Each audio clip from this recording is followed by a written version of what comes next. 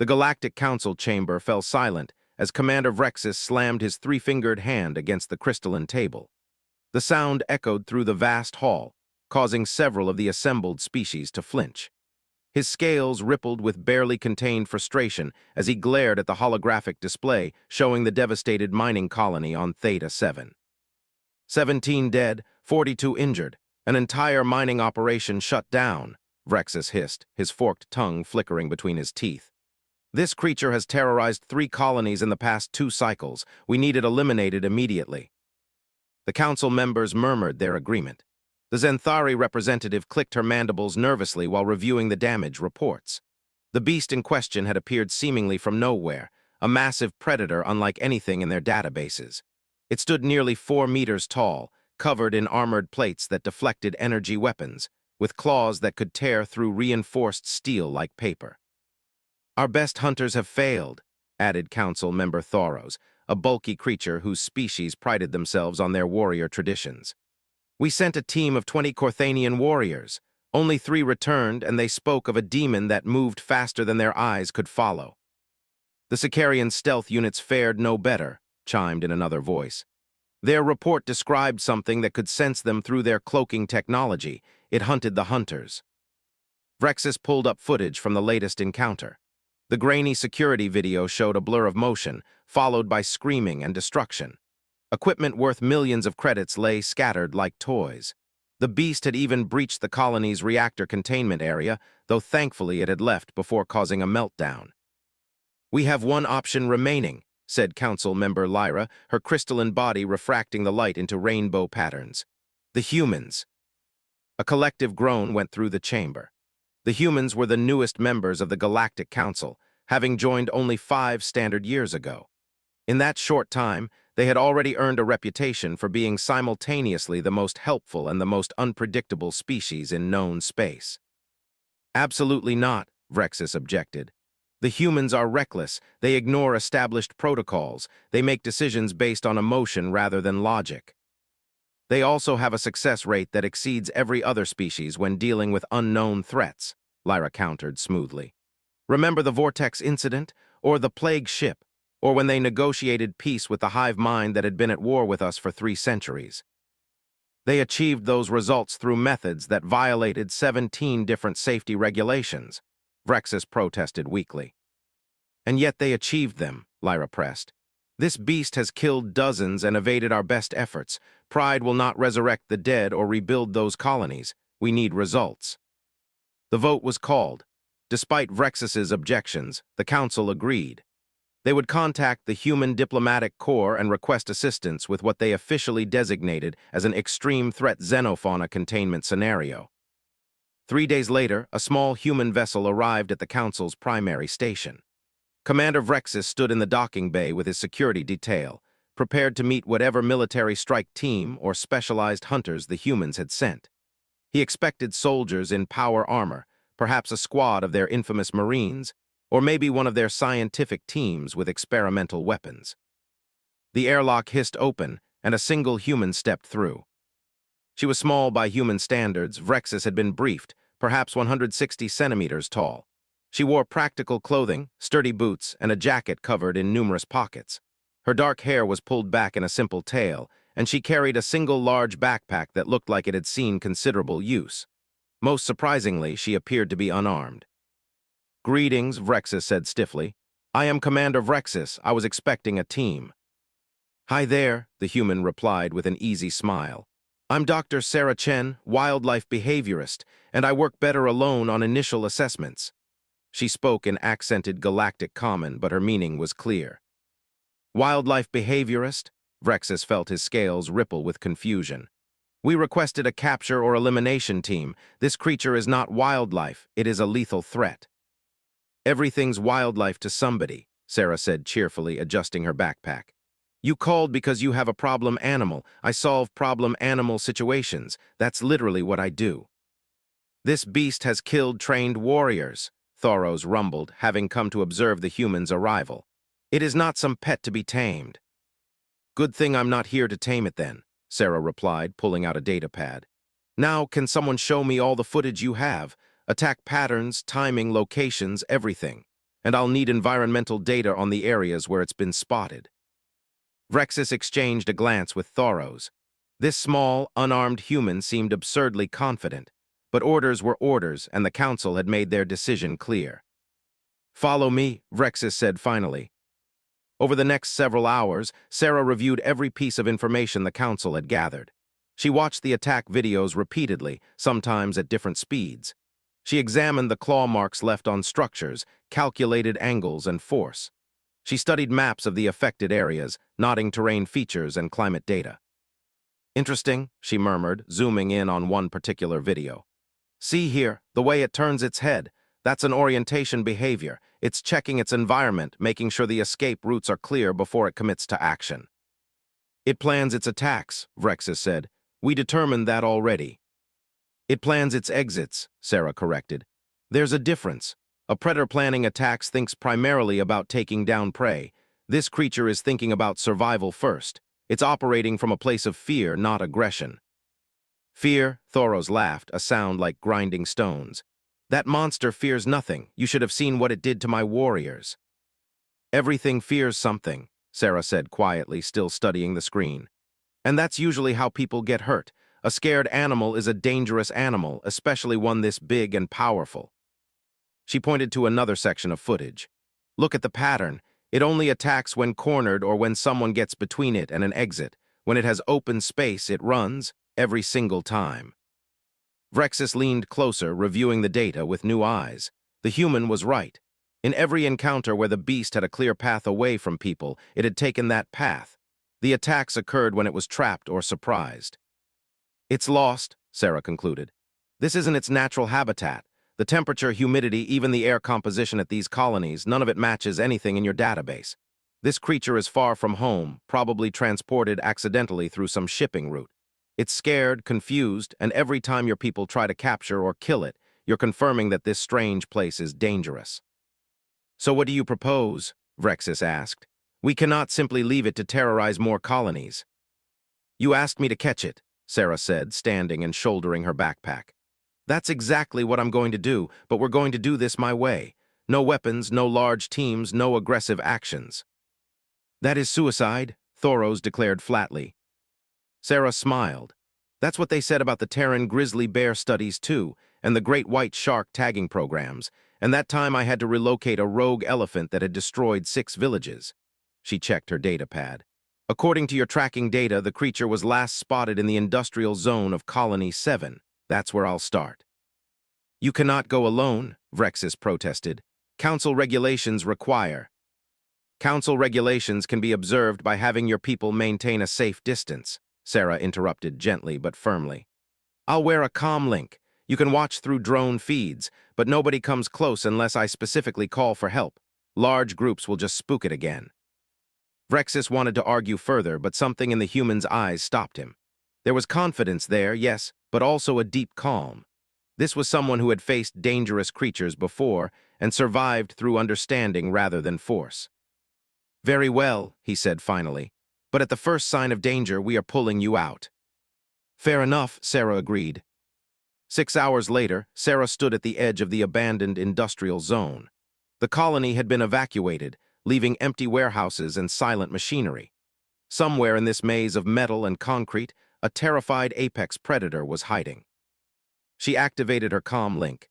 "Beginning approach. Remember, no sudden moves from any observation drones. Keep them high and quiet." "Understood," Vrexis's voice crackled through. "Dr. Chen, are you certain about this?" Sarah didn't answer immediately. Instead, she pulled several items from her backpack, a portable scanner that she clipped to her belt, a small speaker, a container of what looked like dried meat, and curiously, a worn blanket that seemed completely out of place. "I'm certain," she finally replied. "Animals aren't monsters, Commander. They're just living things trying to survive. Once you understand that, everything else follows." She took her first steps into the industrial zone, her movements slow and deliberate.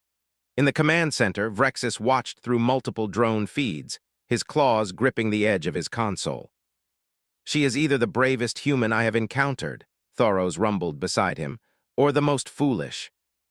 "With humans," Vrexis replied, "it is often difficult to distinguish between the two." On the screen, Sarah disappeared into the shadows between warehouses, becoming just another small figure in a vast, dangerous landscape.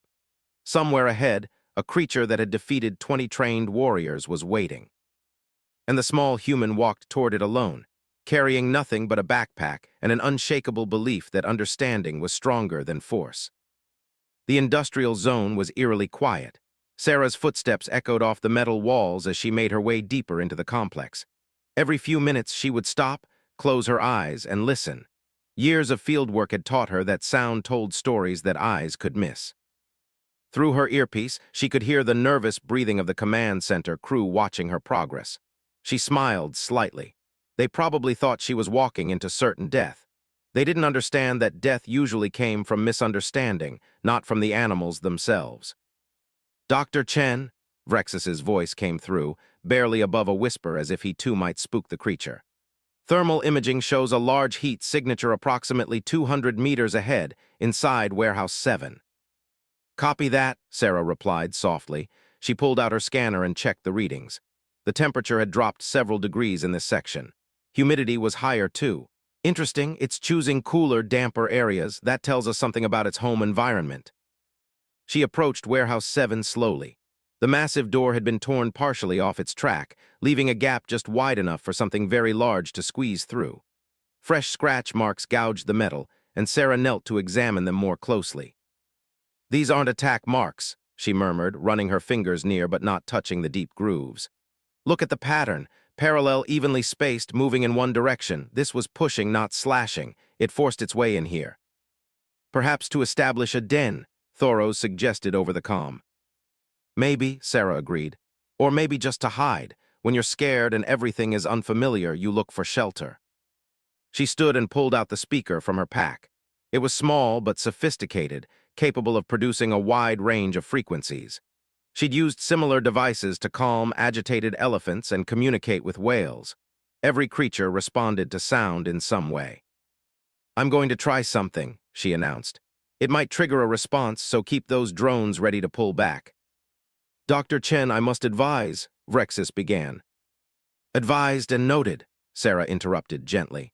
She activated the speaker and began playing a low-frequency hum, something that carried weight but wasn't threatening. In her experience, high-pitched sounds alarmed most large predators while low frequencies could be calming. For several long moments, nothing happened. Then, from deep within the warehouse came an answering sound. It was part rumble, part cry, a vocalization unlike anything in the Galactic database. But Sarah heard something in it that the others probably missed. "Pain.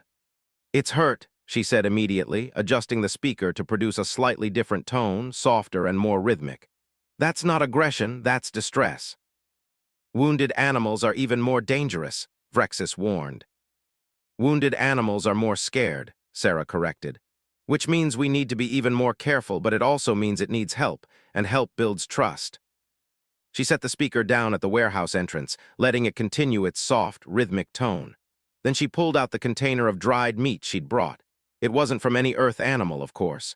She'd requested synthesized protein based on the chemical analysis of what the creature had been eating at the colonies. It had been raiding food storage, not hunting people. Another important detail everyone else had missed. Sarah tossed a few pieces of the meat just inside the warehouse entrance, then backed away several meters. She sat down cross-legged on the ground, making herself small and non-threatening, and waited. In the command center, Vrexus watched in disbelief. "She is feeding it." "Apparently," Lyra said, her crystalline body pulsing with what might have been amusement or concern. "Quite brave or quite mad." Minutes passed, 10, 20. Sarah remained perfectly still, a statue in the gathering darkness. The only movement was the slow rise and fall of her breathing. Then, at the edge of the drone's visual range, something stirred in the shadows of the warehouse. The creature emerged slowly, cautiously. This was the first clear view anyone had gotten of it while it wasn't in the middle of an attack. It was massive, easily 4 meters tall as reported, covered in overlapping plates that resembled armor but moved like scales. 6 legs supported its bulk, each ending in those terrible claws. Its head was broad and flat, with multiple eyes that could probably see in several directions at once. But what struck Sarah most was how thin it looked. The armor plates weren't sitting flush against its body anymore. It was starving. Poor thing, she whispered. You've been running so much, burning so much energy, and nothing here tastes right, does it? Nothing feels like home. The creature's multiple eyes fixed on the pieces of meat near the entrance. Its head swayed slightly, testing the air. Then, with a speed that belied its size, it lunged forward, grabbed the meat, and retreated back into the darkness. Progress, Sarah said quietly. She reached into her pack and tossed more meat, this time a bit closer to where she sat. Dr. Chen, I must insist you maintain a safe distance, Vrexus said urgently. I am maintaining a safe distance, Sarah replied. Just not the distance you think is safe. Trust me, Commander, I've done this before. The creature emerged again, more of its body visible this time. Sarah could now see what she had suspected. One of its rear legs wasn't bearing weight properly, and there was damage to the armor plating on its left flank. Dark fluid, probably blood, matted the edges of the wound. There's your reason for the aggression, Sarah said. It's injured, the wound looks infected. Every movement probably hurts, which makes it more reactive to perceived threats. She tossed more meat, creating a trail that led closer to her position. The creature hesitated, its eyes scanning everything around it. Then slowly it began to follow the trail, eating each piece it found. When it was about 10 meters away, Sarah did something that made everyone in the command center gasp. She pulled out the worn blanket from her pack and laid it on the ground between them. Then she placed the largest portion of meat she had on top of the blanket. That blanket, she explained quietly, has been with me through 17 different planets and 40 different animal encounters. It smells like me, like my camp, like safety and food and rest. Scent association is powerful. This creature is smart enough to learn. The creature approached the blanket slowly, its multiple eyes never leaving Sarah. She remained perfectly still, breathing slowly, projecting calm with every fiber of her being. This was the critical moment. If she had misread the situation, if this creature was truly as aggressive as the reports suggested, this would be when it struck. The creature reached the blanket, its massive head lowering to sniff the meat. Then it did something unexpected. It settled down, all 6 legs folding beneath it, and began to eat slowly, almost delicately. It was less than 5 meters from Sarah now. Unbelievable, Thoros breathed over the comm. It is submitting to her. It's not submitting, Sarah corrected softly. It's choosing to trust just a little bit. There's a difference. Submission implies defeat. This is partnership. While the creature ate, Sarah took the opportunity to observe it more carefully. The wound on its flank was definitely infected. The armor plates around it were discolored, and she could see slight tremors running through that section of its body. Left untreated, that infection could kill it. I'm going to need medical supplies, Sarah said. Specifically, I need a broad-spectrum antibiotic suitable for xenofauna, wound cleaning solution, and a protein supplement pack. A big one. You intend to treat its injuries? Vrexus asked incredulously. That's exactly what I intend to do, Sarah confirmed. But not today. We've made first contact. We've established that I'm not a threat and that I bring food. Tomorrow we'll build on that. Trust is constructed in layers, Commander, not all at once. The creature finished eating and sat there for a moment, its multiple eyes studying Sarah with what she interpreted as curiosity rather than hostility. Then, without warning, it stood and moved back toward the warehouse. But before it disappeared into the darkness, it did something that made Sarah's heart soar. It touched the blanket with one claw, gently, almost reverently. Then it picked the blanket up in its mouth and carried it into the warehouse with it. Sarah let out a breath she hadn't realized she'd been holding. Did everyone see that?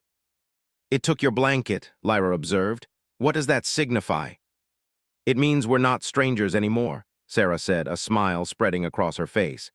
It took something that smells like safety into its shelter. That's acceptance. That's the first real step. She stood slowly, gathered her remaining equipment, and began walking back toward the colony entrance. Her legs were stiff from sitting still for so long, but her spirits were high. Dr. Chen, Vrexus said as she emerged from the industrial zone. That was the most foolish, reckless, and somehow most successful first contact I have ever witnessed. The Council will want a full report. I'll write it up tonight, Sarah promised. But right now, I need food, sleep, and those medical supplies I requested. Tomorrow's going to be even more interesting. That night, as Sarah wrote her report in her assigned quarters, she couldn't help but think about the creature sleeping in that warehouse, wrapped in her old blanket. Everyone else saw a monster. She saw a lost child, far from home, hurt and frightened, lashing out at a world it didn't understand. "Don't worry," she whispered to the empty room, as if the creature could somehow hear her. "We'll get you fixed up, and then we'll figure out where you belong." In the warehouse, the creature lay in the darkness, the strange, soft material wrapped around one of its legs. The small being had brought food. The small being had not attacked. The small being had made soft sounds that didn't hurt its ears. For the first time since arriving in this strange, cold place, the creature felt something other than fear and pain. It wasn't safety, not yet. But it was the possibility of safety, and that was enough to let it finally rest. Sarah returned to the industrial zone at dawn, carrying a larger pack this time. Inside were the medical supplies she'd requested, more food, fresh water, and several other items that had made the quartermaster look at her like she'd lost her mind. Among them was a portable music player loaded with various earth sounds, including rainfall, ocean waves, and forest ambience. "Dr. Chen," Vrexus's voice came through her comm as she approached Warehouse 7. "I have assigned a medical team to standby position. They are equipped to extract you if the situation becomes dangerous." "That's fine, but keep them at least 500 meters back," Sarah replied. "And make sure they stay quiet. No loud equipment, no sudden movements. This creature's trust is fragile right now." She could hear Vrexus relay the orders, his tone suggesting he thought she was being overly cautious. He didn't understand yet that with frightened animals, there was no such thing as being too careful. One wrong move, one unexpected sound, and days of progress could evaporate in seconds. As she entered the zone, Sarah noticed something immediately. Her blanket was outside the warehouse entrance, carefully placed on the ground. Not dropped or discarded, but positioned deliberately. "Well, that's interesting," she murmured, kneeling to examine it. The blanket still smelled like the creature now, a musky scent that reminded her of reptiles but with something else she couldn't quite place. But more importantly, it had been returned. "You've got manners, that's a good sign." She set down her pack and began unpacking slowly and deliberately, making sure each movement was visible and non-threatening. The food came out first, more of the synthesized protein she'd brought yesterday. She'd had the galley prepare it in larger portions this time, recognizing how hungry the creature was. Next came the music player. She set it up and started with the sound of gentle rain. It was a gamble, but the creature seemed to prefer cool, damp environments. Maybe the sound would be comforting. "All right, friend," Sarah called out softly. "I'm back, I brought breakfast." For several minutes, nothing happened. Then that distinctive rumbling sound came from inside the warehouse, the one she'd learned to recognize as acknowledgement rather than threat. The creature was listening. Sarah laid out the food on the blanket again, creating the same positive association as before. Then she added something new, a shallow container filled with clean water. The creature had probably been drinking from contaminated sources, which wouldn't help with that infection. She sat down in the same spot as yesterday and waited. The creature emerged more quickly this time, though still cautious. In the better morning light, Sarah could see more details. Its armor plates were a deep blue-green color, shot through with lighter patterns that might serve as camouflage in its natural habitat. Its multiple eyes, she counted 8 in total, moved independently, constantly scanning the environment. But what struck her most was the way it moved. Despite its size and evident strength, it stepped carefully, precisely, avoiding unnecessary noise. This was an intelligent creature, one that understood stealth and strategy. "Good morning," Sarah said softly as it approached the blanket. "I see you returned my blanket. Thank you for that. Shows you've got good sense." The creature paused, its head tilting slightly. Sarah had noticed this behavior yesterday, too. It seemed to be analyzing her voice, perhaps trying to understand the patterns in her speech. It settled down near the blanket again and began eating, but this time it didn't retreat as quickly. It ate at a more leisurely pace, occasionally glancing at Sarah as if checking to make sure she was still there. When it finished eating, it moved to the water container and drank deeply. Sarah watched the way its throat worked, the way its body relaxed slightly, definitely dehydrated. How long had it been surviving on inadequate water? "I noticed you're hurt," Sarah said conversationally, keeping her tone light and friendly. "That wound on your side looks painful. I brought medicine that might help, but I'll need to get closer to treat it. That's going to take trust from both of us." The creature stopped drinking and looked at her directly, all 8 eyes focused on her face. Sarah held its gaze calmly. In her experience, looking away could be interpreted as fear or deception. Steady, open eye contact communicated honesty. "I know you don't understand my words," she continued, "but maybe you can understand intent. I want to help. Not capture, not hurt, just help. You're a long way from home and you're hurting, and that's not right." She reached slowly into her pack and pulled out a long stick, about a meter in length. Then, even more slowly, she used it to push a piece of cloth across the ground toward the creature.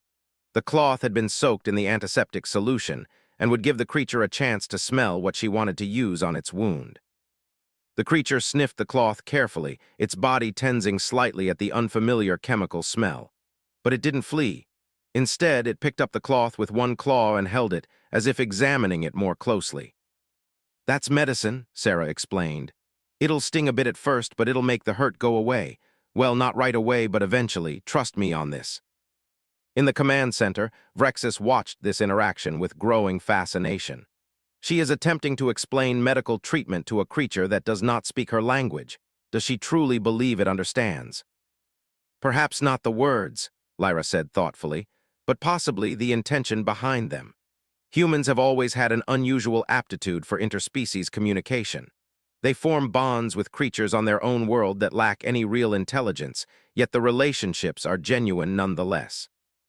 "Emotional reasoning," Vrexis muttered. "Illogical."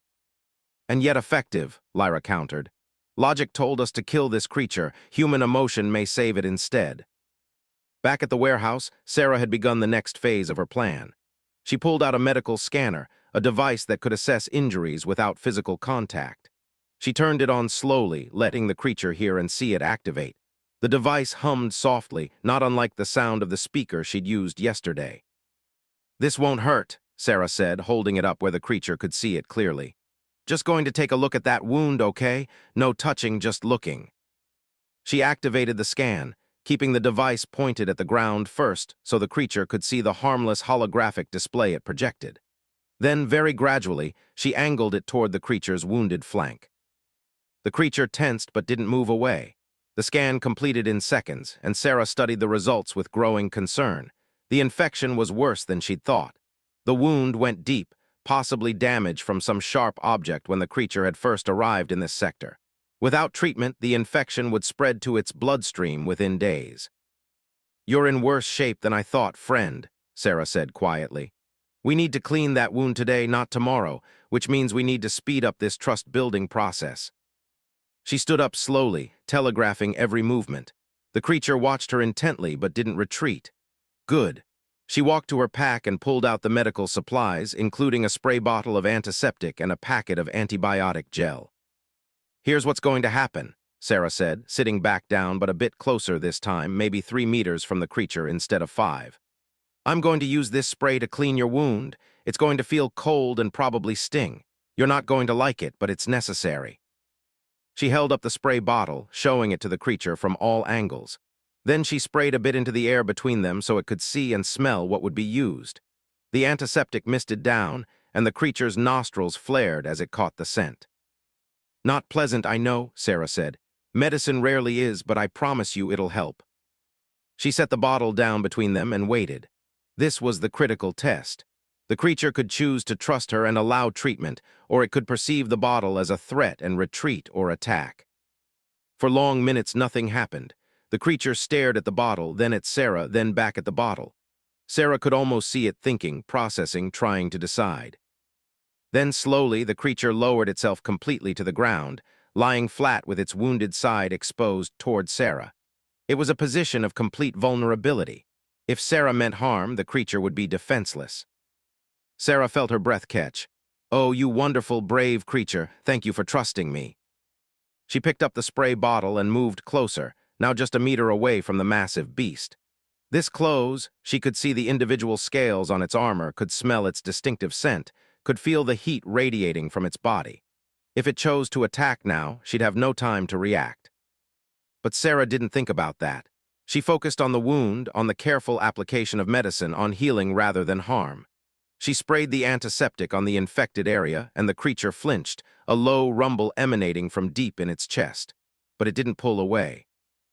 I know," Sarah soothed. "Just a little more, you're doing great." She continued cleaning the wound, removing the infected tissue and debris. The creature trembled but held still, and Sarah found herself murmuring a constant stream of encouragement, the same kind of gentle talk she'd used with injured animals back on Earth.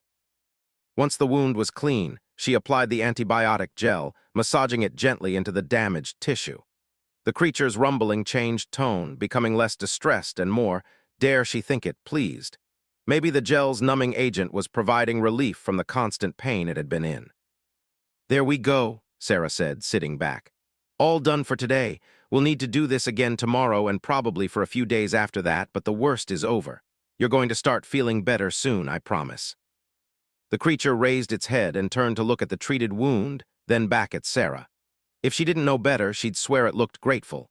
It made a soft, chirping sound, entirely different from any vocalization it had produced before. Then it did something that made Sarah's heart melt. It gently touched her hand with the tip of one massive claw. Not a scratch, not a threat, but a deliberate, careful touch. A thank you in a language beyond words. "You're welcome," Sarah whispered, tears pricking her eyes. "You're very welcome." She spent the next hour simply sitting with the creature, letting it get used to her presence at close range.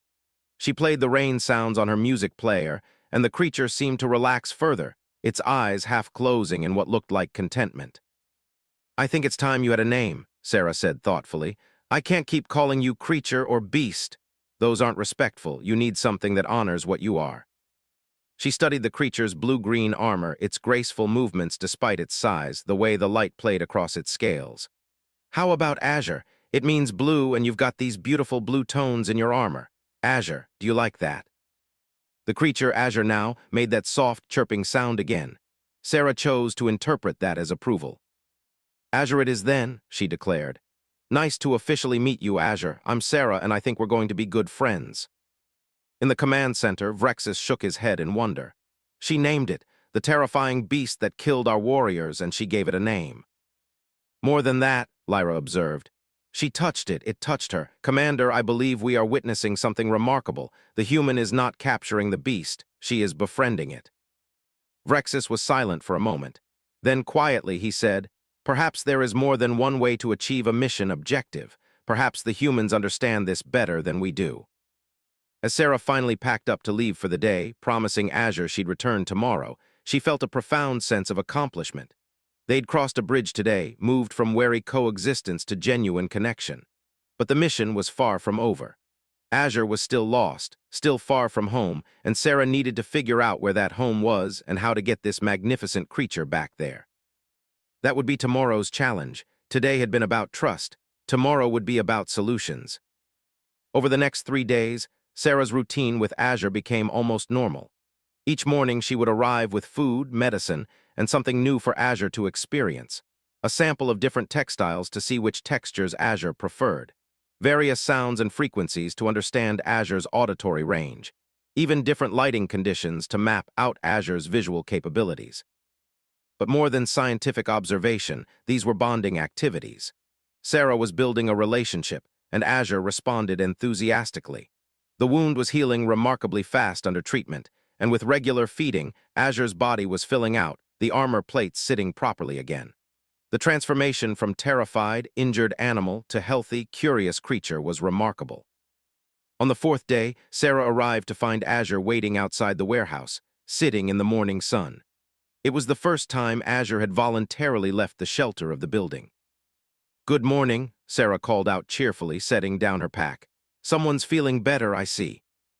Azure made that chirping sound that Sarah had learned meant pleasure or greeting. Then Azure did something new. The creature stood and walked over to Sarah's usual sitting spot, carefully arranged the worn blanket on the ground and sat down next to it, as if inviting Sarah to join. "Well, aren't you the gentleman?" Sarah laughed, sitting down on the blanket. Azure settled beside her, close enough that she could feel the warmth of its body. They sat in comfortable silence for a while, watching the sun rise over the industrial structures.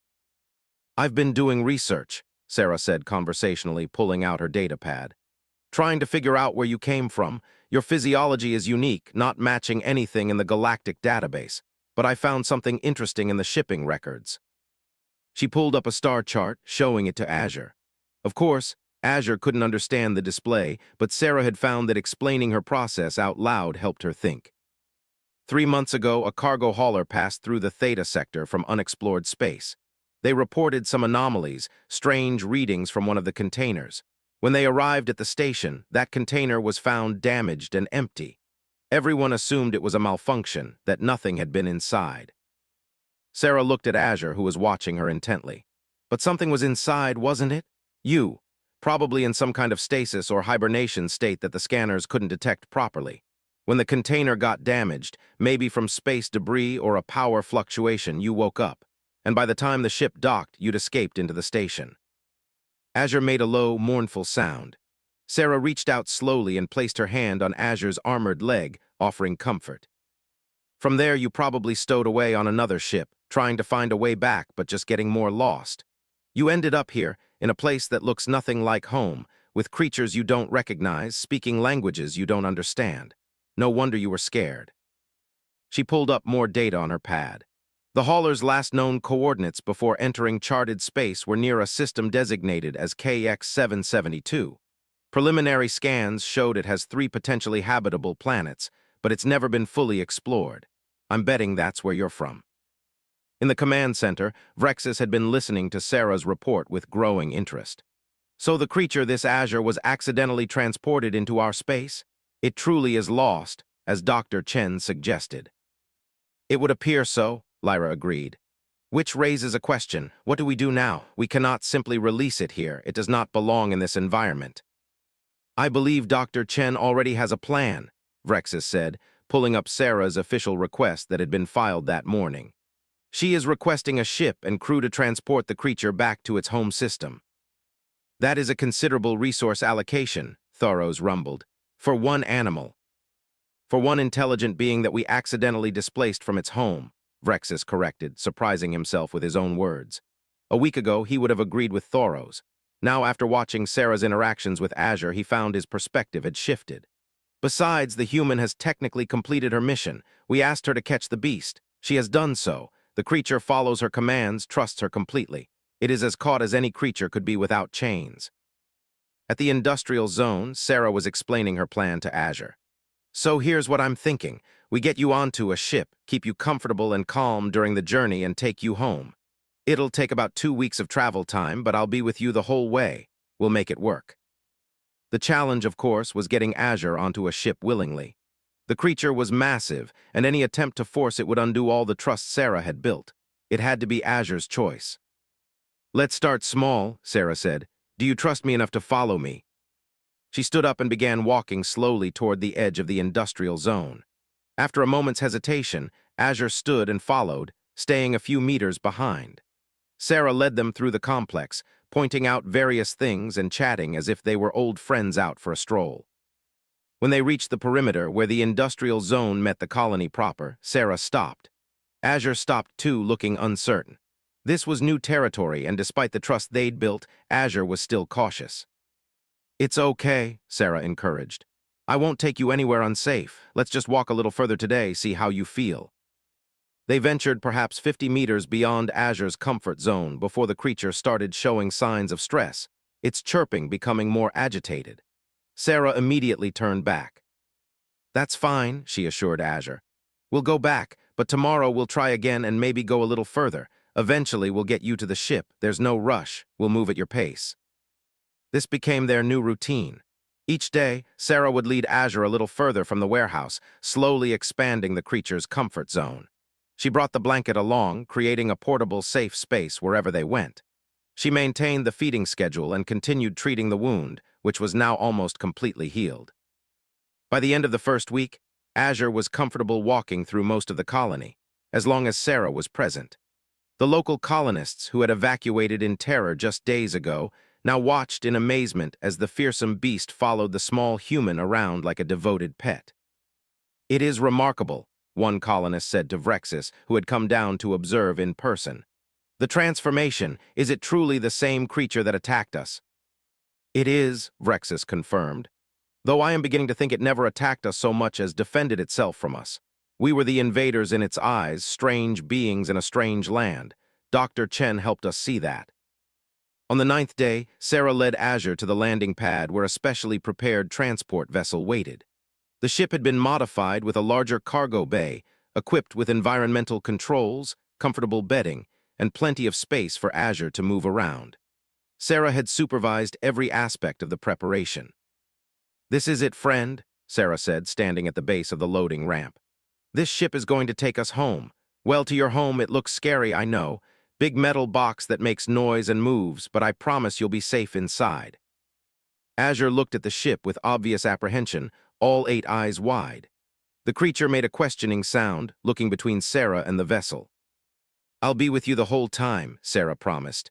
"I won't leave you alone. We're partners now, remember, partners stick together." She walked up the ramp slowly, and after a moment Azure followed. It was tentative at first, each step careful and measured. But Sarah kept talking, kept encouraging, and Azure kept following. Inside the cargo bay, Azure's tension increased. The space was enclosed, the ceiling lower than the open sky the creature was used to. But Sarah had prepared for this. She had the familiar blanket spread out in the center of the bay, surrounded by Azure's favorite foods, and the music player already softly producing the rain sounds Azure had come to associate with safety. "See, it's just like our spot at the warehouse, only mobile," Sarah said, sitting down on the blanket. "Come on, try it out." Azure approached slowly, sniffing everything, examining the space. Then, apparently deciding it was acceptable, the creature settled down on the blanket beside Sarah. "That's my brave friend," Sarah said, relief flooding through her. "Now the ship is going to make some noises when it starts up. They might be loud and scary, but they're normal, just ship sounds. I'll be right here." She signaled the crew that they were ready. The ship's engines powered up with a deep rumble that made Azure tense and vocalize anxiously. Sarah immediately began stroking the creature's armored leg, speaking in soothing tones. "It's okay, it's just the engines. They're what make the ship move. I know it sounds scary, but it's all normal. You're safe. I've got you." As the ship lifted off, Azure pressed closer to Sarah, clearly frightened but trusting her enough not to panic. Sarah continued her stream of reassuring words, and gradually Azure's tension eased. By the time they broke atmosphere and entered open space, Azure had calmed considerably, apparently deciding that if Sarah wasn't worried, there was no need to worry. The journey to System KX-772 took 12 days. During that time, Sarah and Azure became inseparable. They ate together, slept in shifts with one always watching over the other, and Sarah continued teaching Azure new things. She taught Azure simple commands not as tricks but as communication tools. Come, stay, safe, danger. Azure learned quickly, displaying an intelligence that confirmed Sarah's belief that this was no simple animal. She also documented everything for the Council. Azure's behaviors, physical characteristics, apparent intelligence level, dietary needs, everything that might be useful if others of Azure's species were ever encountered again. On the 12th day, they entered orbit around the third planet of the KX-772 system. Initial scans showed a world covered in vast forests and deep oceans, with a climate that was cool and damp, perfect for a creature like Azure. "This is it," Sarah said, looking at the view screen that showed the planet below. "This has to be your home. Look at it, Azure. Does it look familiar?" Azure had approached the view screen, something that had taken days to get comfortable with. The creature stared at the planet, and Sarah saw something change in its posture. Excitement? Recognition? Whatever it was, Azure was responding to the sight of that world. "We'll land in a clearing near one of the forest regions," Sarah explained. "And then, my friend, you get to go home." The landing was smooth, and when the cargo bay doors opened, the smell of the planet rushed in. It was earthy and green, full of life and growing things. Azure's entire body vibrated with what Sarah could only interpret as joy. "Go ahead," Sarah said, her voice catching slightly. "Go see if this is home." Azure took a few steps toward the opening, then stopped and looked back at Sarah. The creature made a soft, questioning sound. "I'll come with you to the edge of the ship," Sarah said, standing up. "But then you need to explore on your own. Find your family, find your place. That's where you belong." They walked together to the cargo bay opening. Outside, the alien forest stretched as far as the eye could see, massive trees with blue-green leaves that matched Azure's coloring. In the distance, Sarah thought she heard sounds similar to the vocalizations Azure made. "There," she said, pointing. "Do you hear that? I think there are others like you out there. Go find them." Azure stepped onto the ramp, breathing deeply of the air that must have smelled like home. But instead of running off immediately, the creature did something that made Sarah's carefully maintained composure crack. Azure carefully walked back to the ship, picked up the worn blanket that had been part of their journey together, and brought it outside. The creature laid it down on the ground, then touched Sarah's hand with one claw, just as it had done that first time Sarah had treated its wound. "You want me to come with you just for a bit?" Sarah asked, understanding. "Okay, just to the edge of the forest, then you go on alone, deal." They walked together across the clearing, Sarah carrying her recording equipment to document these final moments. When they reached the forest edge, Azure paused, looking deep into the shadows beneath the enormous trees. Then from those shadows, other shapes emerged. Creatures like Azure, slightly smaller, different coloring patterns, but unmistakably the same species. A family group perhaps, or a clan. They called out, and Azure responded, the sounds full of emotion that transcended language barriers. Azure turned to Sarah one last time. The creature leaned down, gently touching its broad forehead to Sarah's, a gesture of affection that needed no translation. Then Azure chirped softly, picked up the blanket once more, and walked into the forest. The other creatures surrounded Azure, touching and sniffing, welcoming one of their own home. Azure looked back once, and Sarah raised her hand in farewell. Then the forest swallowed them all, and they were gone. Sarah stood there for a long time, tears running down her face. Happy tears, sad tears, proud tears, all mixed together. "Goodbye, Azure," she whispered. "Thank you for trusting me, thank you for teaching me. Go live your life, be happy." She walked back to the ship slowly, carrying her equipment and her memories. The mission was complete. She had caught the beast, as requested. But more than that, she had understood the beast, befriended it, and returned it to where it belonged. That was the human way, after all. Not just to solve problems, but to solve them with compassion. The journey back to the council station took another 12 days, but this time Sarah traveled in the passenger compartment rather than the cargo bay.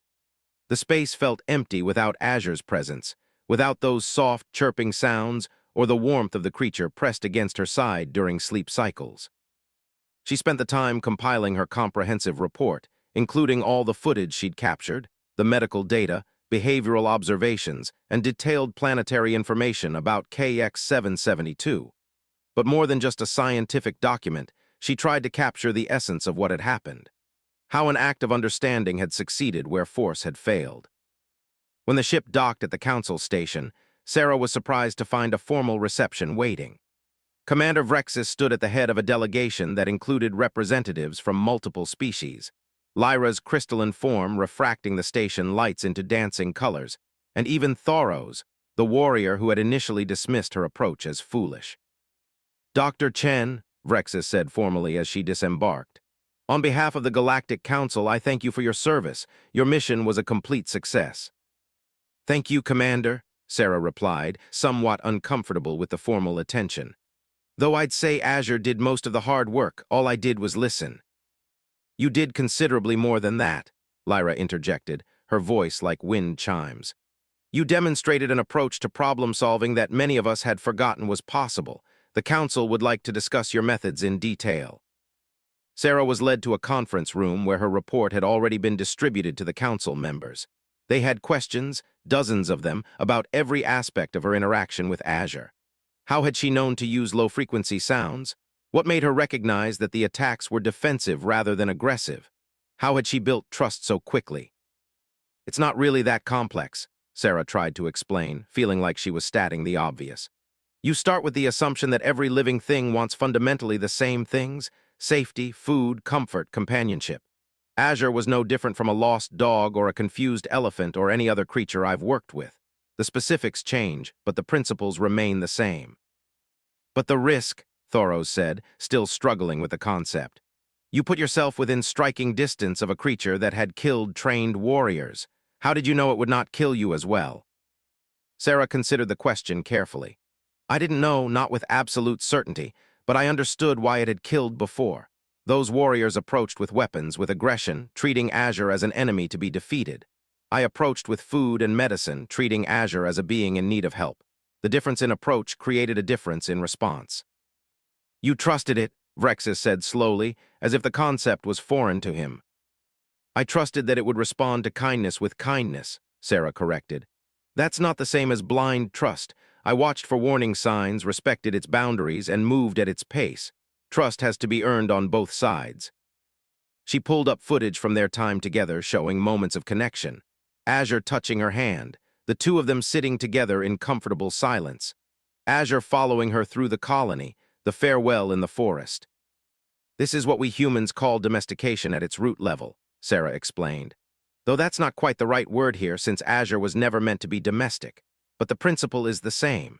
Thousands of years ago, my ancestors befriended wolves not by conquering them, but by offering food and warmth.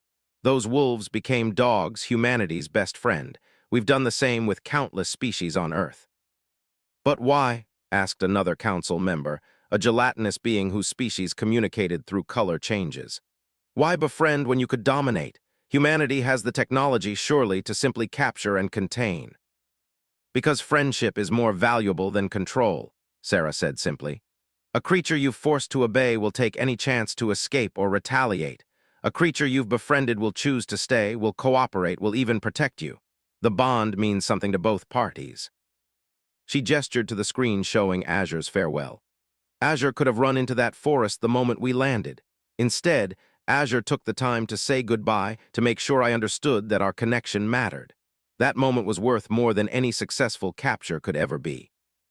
The council members were quiet, processing this philosophy that seemed so alien to many of them, yet so natural to Sarah.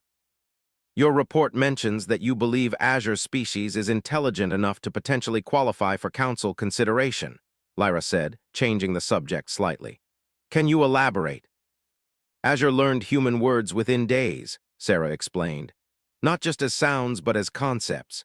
Azure understood that the ship was transportation, that medicine would cause temporary discomfort for long-term benefit, that the planet we traveled to was home. That's not animal learning, that's sentient comprehension. She pulled up more data. Azure also demonstrated emotional intelligence, gratitude, affection, trust, even what I'd interpret as a sense of humor on a few occasions. The species should at least be evaluated for sentient status. They deserve that consideration. This would require an expedition to KX-772 for formal contact, Vrexis noted. Such missions are expensive and time-consuming. Then consider it an investment in potential allies, Sarah suggested. If Azure's people are intelligent and we approach them the right way with respect and openness, they could become friends to the Council rather than just another catalogued species. Isn't that worth the effort? The Council discussed this among themselves for a while, falling into debates about resource allocation and protocol. Sarah waited patiently, though internally she was already planning. If the Council wouldn't fund an expedition, she'd find another way. Azure's people deserved to be known to the galaxy, to be recognized as the intelligent beings they were. Finally, Vrexis turned back to her. The Council will consider your recommendation. In the meantime, we have another matter to discuss. Your success with Azure has not gone unnoticed. We have received requests from 17 different sectors dealing with what they term problem fauna. Creatures causing difficulties, attacking colonies, disrupting operations. They want you to solve their problems as you solved ours. Sarah blinked in surprise. 17. And counting, Lyra added with what might have been amusement. It seems the galaxy has been approaching such situations the way we approached Azure, with force and fear. Your alternative method is suddenly very attractive. I'm one person, Sarah protested. I can't possibly handle 17 different cases. Each one would take weeks or months of work. Then perhaps you should not work alone, Vrexis suggested. Dr. Chen, the Council would like to offer you a position as head of a new division, Xenofauna Relations. You would have funding, staff, and authority to approach problem animal situations across Council space. You would train others in your methods, building a team of specialists who can respond to such crises. Sarah sat back, stunned. You want me to create an entire department? We want you to change how the galaxy thinks about coexistence with other species, Lyra clarified. Your work with Azure was remarkable not just for its success, but for its philosophy. Imagine if that philosophy was applied everywhere, if every encounter with unknown creatures started with understanding rather than fear. It was an enormous responsibility, and Sarah felt the weight of it. But she also felt the rightness of it. How many creatures out there were like Azure, lost and frightened, lashing out in self-defense, being killed for the crime of being afraid? How many could be saved with patience and compassion? I'll do it, Sarah said finally. But I have conditions. First, my team makes the final call on each situation. No overriding our decisions because they're politically inconvenient. Second, we get proper resources, not just funding but also ships, equipment, and access to restricted data when necessary. Third, and this is non-negotiable, we don't work on any case where the goal is exploitation. If someone wants us to catch a creature so they can study it in a lab or use it for profit, the answer is no. Those are acceptable terms, Vrexis agreed after a brief consultation with the other council members. When can you begin? Give me a month to return to Earth, gather some recommended colleagues, and prepare, Sarah said. Then we'll be ready to start. The formal part of the meeting concluded, but as Sarah was leaving, Thoros approached her. The massive warrior looked uncomfortable, as if struggling with something. Dr. Chen, he began slowly, I owe you an apology. When you arrived, I thought you a fool who would die quickly. I underestimated both you and the creature you called Azure. I see now that there is courage in compassion, strength in understanding. These are warrior qualities I had not recognized before. Sarah smiled warmly at him. Thank you, Thoros. That means a lot, and for what it's worth, traditional warriors like you will still be necessary. Sometimes force is the only answer, but maybe not as often as we think. Over the following weeks, Sarah returned to Earth and began assembling her team.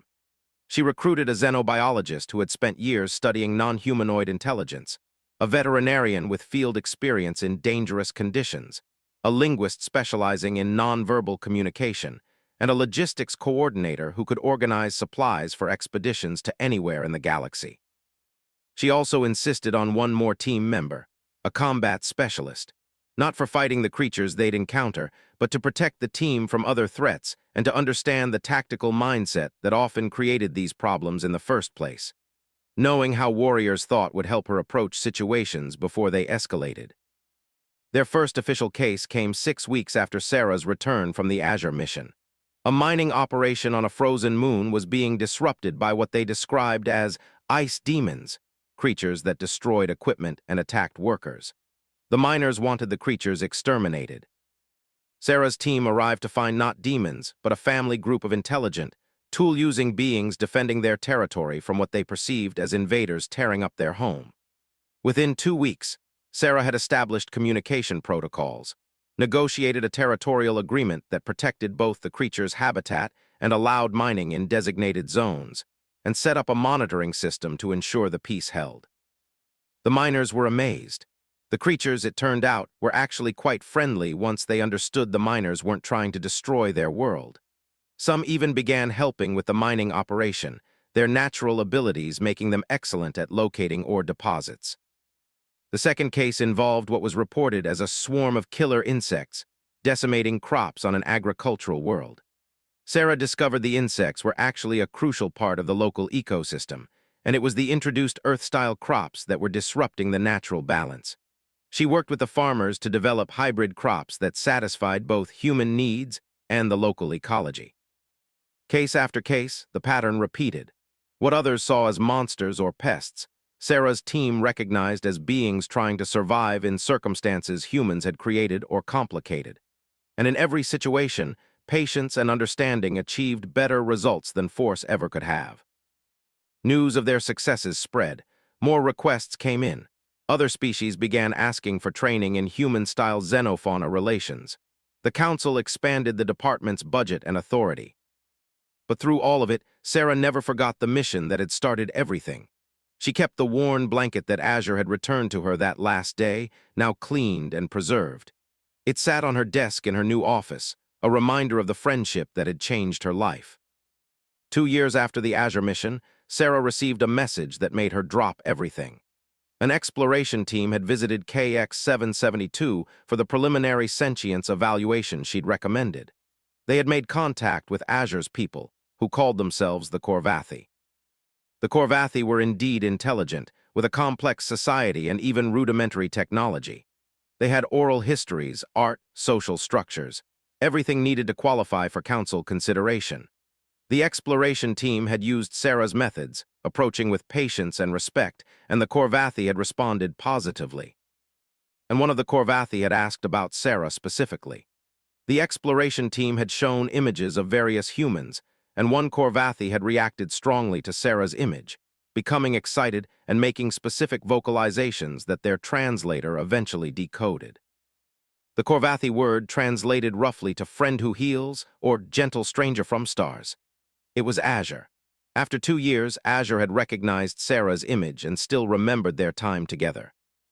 Sarah immediately requested permission to join the next diplomatic mission to KX 772, and the council approved without hesitation. When her ship landed in the same clearing where she'd said goodbye 2 years earlier, Azure was waiting. The creature was bigger now, more filled out, clearly thriving in its home environment. But the moment Azure saw Sarah, the response was immediate. That same soft chirping, those same careful movements. Azure approached the ship as Sarah descended the ramp, and they met in the middle. "Hello, friend," Sarah said softly, tears already flowing. "I've missed you." Azure leaned down, touching foreheads with Sarah just as they had done at their farewell.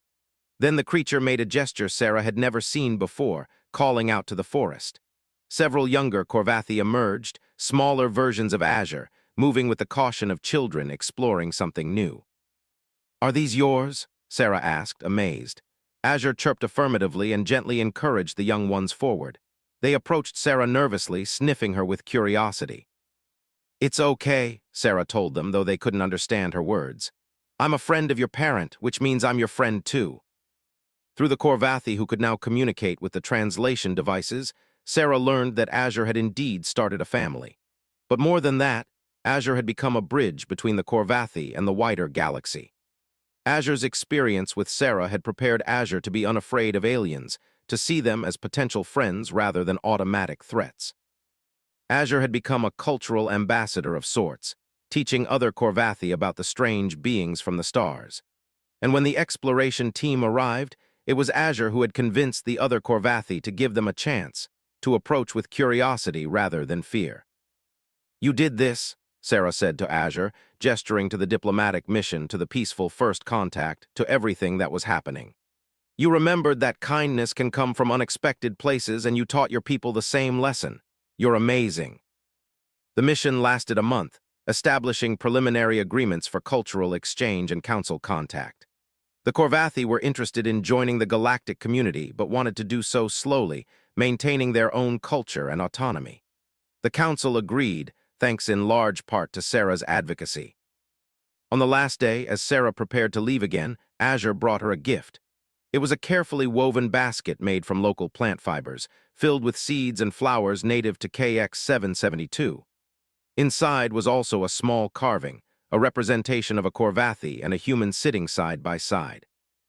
"I'll treasure this," Sarah promised, accepting the gift. "And I'll come back, Azure. This isn't goodbye forever anymore. Now that your people are part of the council, I can visit. We'll see each other again." Azure chirped happily, and this time when Sarah left, it felt different. Not an ending, but a new beginning. The scared, injured creature she'd befriended had become a confident, healthy being with a family and a purpose. And their friendship had helped bridge two species, creating a connection that would last for generations. As Sarah's ship lifted off, she looked down at the forest where Azure stood with the other Corvathi, and she thought about how far they'd all come. A simple mission to catch a beast had become something so much more. It had become a friendship that changed worlds. Back on the council station, Vrexis reviewed Sarah's latest report with something that might have been pride. The human had done exactly what she'd promised. Not just solved a problem, but transformed how they approached it. "Commander," Lyra said, appearing beside him, "the latest numbers show a 73% decrease in hostile xenofauna encounters across council space since Dr. Chen's department began operations. Her methods are working on a galactic scale." "Because she understands something we had forgotten," Vrexis replied. "That the difference between a monster and a friend is often simply a matter of how you choose to see them and how you choose to treat them." On Earth, in her office, Sarah hung Azure's carving on the wall next to the old blanket. Around the room were other gifts from other creatures she'd helped, each one a story, each one a friendship forged across the impossible gulf of species and understanding. Her team was already preparing for their next mission, another crisis, another misunderstood creature somewhere in the vast galaxy. And Sarah knew that whatever they found, whatever challenges they faced, they would approach it the same way she'd approached Azure. With patience, with compassion, with the fundamental human belief that understanding was always possible, that friendship could bridge any divide, and that the best way to catch a beast was to first see the being behind the fear. The command had been to catch the beast. The human way was to befriend it instead. And in doing so, Sarah had shown the galaxy that sometimes the bravest thing you could do was choose kindness over force, understanding over fear, and friendship over conquest. That was the human gift to the stars. Not superior weapons or advanced technology, but the simple, revolutionary idea that every living thing deserved to be understood before it was judged, helped before it was harmed, and given the chance to be a friend rather than forced to be an enemy. And across the galaxy, one creature at a time, one friendship at a time, that idea was changing everything.